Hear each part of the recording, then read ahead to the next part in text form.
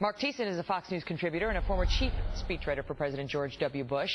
And, you know, that's not the only poll in which Donald Trump is leading. He's leading in New Hampshire. He's leading virtually everywhere. And the question is whether that is likely to continue. It very well could, Megyn. And look, what's very interesting about that South Carolina poll, if you look at those numbers. So Trump is first with 30%. Ben Carson is second with 15%. Carly Fiorina has 6%. That's a 51% majority. What do those three candidates have in common? They are political outsiders who have never held elective office before. This is not just, I thought this was going to be an anti-Washington election. This is an anti-politician election, and Donald Trump is the ultimate anti-politician, as you just saw in that exchange he had with Univision. When he got up there, you know, in his speech, he was talking about how he thinks they should ban teleprompters for these politicians, these presidential candidates, which I think, you know, the president actually uses a teleprompter pretty much most places he goes, but I don't know that the candidates have been.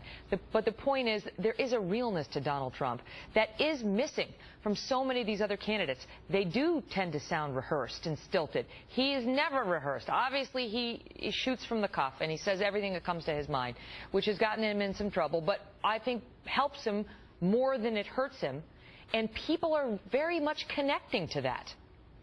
They are connecting to that, and he says things that would probably destroy would be career-ending gaffes for other people, and he just keeps moving up in the polls. And I think the reason is one, it's just hypnotically fascinating. I mean, that exchange that he had with Jorge Ramos was just, I mean, that may have upset the news reporters, but for Republican voters, they looked at that and they said, this is the guy who said, you know, Bernie Sanders shouldn't get his microphone taken away. He kicked this guy out who was basically protesting at his press conference. I mean, that's just a winning thing for him. But it's not just the spectacle of it. People feel disenfranchised, and they feel like he's speaking for them. There was that Alabama rally he had the other day. Some reporters went in and interviewed Trump supporters and asked, what do you like about him? Why are you attracted to him? And one of the guys said something very profound. He said, he's our microphone.